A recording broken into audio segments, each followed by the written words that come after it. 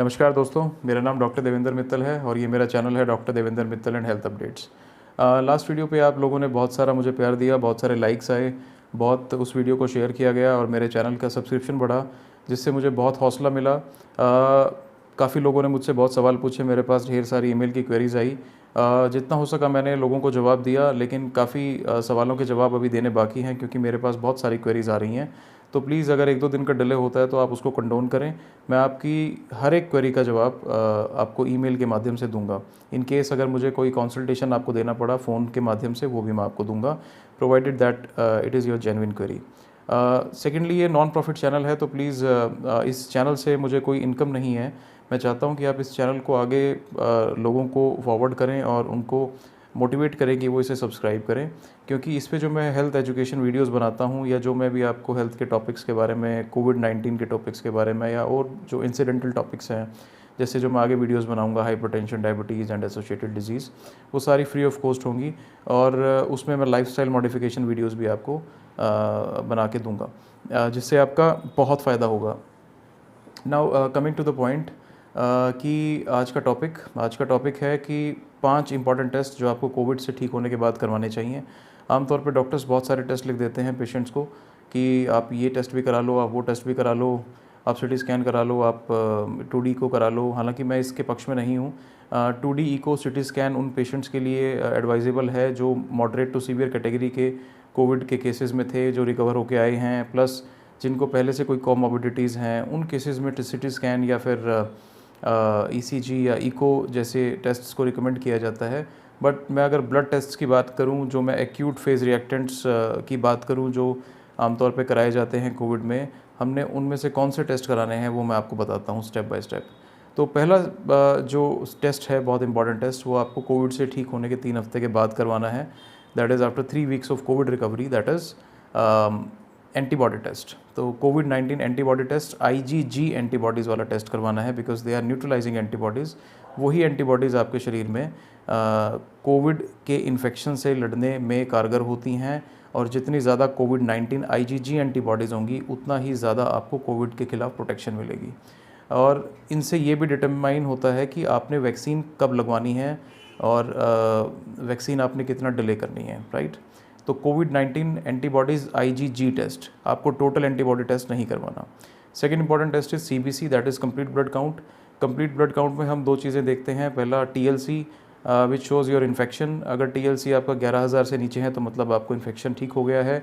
दूसरा आपका हम देखते हैं DLC का मतलब डिफरेंशियल ल्यूकोसाइट काउंट। इसमें 2 चीज़ों को देखा जाता है, पहला न्यूट्रोफिल और दूसरा लिम्फोसाइट्स। आमतौर पे कोविड के केस में न्यूट्रोफिल बढ़ जाते हैं, 80+ हो जाते हैं, और लिम्फोसाइट्स 20 से नीचे हो जाते हैं, जिसे लिम्फोपीनिया कहते हैं, और न्यूट्रोफिल के बढ़ने को बोलते हैं न्यूट्रोफिलिया।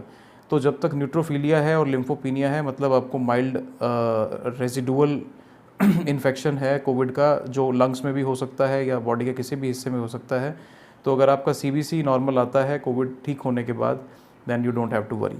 Now third important test is CRP, that is C reactive protein quantitative, जो कि आपके बॉडी में सूजन को बताता है। ये मोस्ट कॉमन टेस्ट है जो हम कराते हैं, और ये सबके ज़बान पे रटा हुआ है आजकल कि हमने CRP कराना है, CRP कराना है। तो you are right. In case अगर आपको माइल्ड टू मॉडरेट वाला कोविड हुआ है और आपको बॉडी में सूजन है, आपको थोड़ा बहुत बुखार आ रहा है कोविड से ठीक होने के बाद, then you should go for CRP test.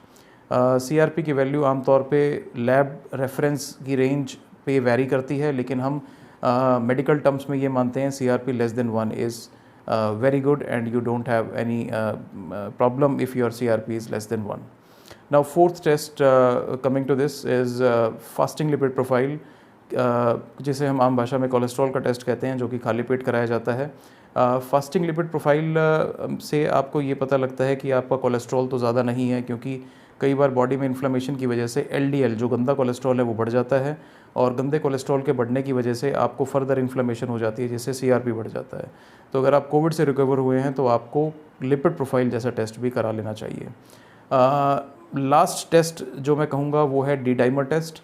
D-डाइमर test usually उन पेशेंट्स के अंदर प्रिस्क्राइब किया जाता है जिनके अंदर क्लॉटिंग का इशू है, जिनके अंदर हम ये सस्पेक्ट कर रहे हैं कि कोविड के बाद हाइपर कोएगुलेबल स्टेज है, क्योंकि D-डाइमर हाई लेवल का मतलब कि आपके अंदर फिब्रिन के जो प्रोडक्ट्स हैं, जो मतलब क्लॉटिंग के प्रोडक्ट्स हैं, वो इकट्ठे हो रहे हैं, प्लेटलेट आपके अंदर इकट्ठी हो रही है, जो इवेंचुअली क्लॉट बना सकती हैं और क्लॉट से आपको हार्ट अटैक हो सकता है। हार्ट अटैक के अलावा आपको ब्रेन का स्ट्रोक हो सकता है, आपको पल्मोनरी एम्बोलिज्म हो सकता है, या आपको डीप वेन थ्रोम्बोसिस जैसी बीमारी हो सकती है। तो कोविड से ठीक होने के बाद आपको अपना डी डाइमर टेस्ट ज़रूर कराना है, और अगर आपके डी डाइमर टेस्ट में कोई दिक्कत आती है तो अकॉर्डिंगली आपको दवाइयाँ लेनी है।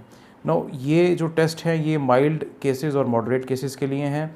अब सीवियर केसेस की बात करें तो सीवियर केसेस में वो लोग जो कोविड से रिकवर हुए हैं, जिनको पहले से कोई दिक्कत है, फेफड़े की दिक्कत है, या फिर जैसे COPD है, एस्थमा है, या वो पेशेंट्स जिनका CT स्कोर बहुत ज़्यादा था, 12 एंड अबव था, जिनको हाई फ्लो ऑक्सीजन की ज़रूरत पड़ी, या जो बाईपैप पे गए, और वो पेशेंट्स जिनको हार्ट का इशू है पहले से और उसके बाद भी कॉन्कमिटेंटली हार्ट का इशू बढ़ता ही जा रहा है कोविड ठीक होने के बाद, तो उन्हें अपने फिजिशियन के परामर्श पे CT स्कैन चेस्ट करवाना चाहिए, ये देखने के लिए कि कहीं आपके लंग्स में फाइब्रोसिस तो नहीं हो गया। और दूसरा, हार्ट के पेशेंट्स के लिए उनको 2D इको टेस्ट कराना चाहिए, 2D इको या ECG, और कई केसेस में अगर हम इम्पेंडिंग हार्ट अटैक सस्पेक्ट कर रहे हैं तो हम पेशेंट को TMT के लिए भी बोलते हैं। तो ये टेस्ट आपको ज़रूरी करवाने हैं। एक और सवाल मेरे पास आया था जिसमें पूछा था कि विटामिन D3 टेस्ट हमें कराना चाहिए। आप करा सकते हैं, विटामिन D3 की यूजुअली लोगों में कमी होती है, तो कोविड के बाद वैसे भी देखा गया है कि विटामिन D3 लेवल्स कम हो जाते हैं, तो post Covid vitamin D3 test कराने में कोई हर्ज नहीं है। तो आई होप कि ये वीडियो आपको अच्छी लगी होगी और आप इस वीडियो को लाइक करेंगे और इस चैनल को सब्सक्राइब करेंगे और इस वीडियो को शेयर करेंगे उन लोगों के साथ जिसे इस ज्ञान की बहुत ज़्यादा ज़रूरत है। बहुत बहुत धन्यवाद।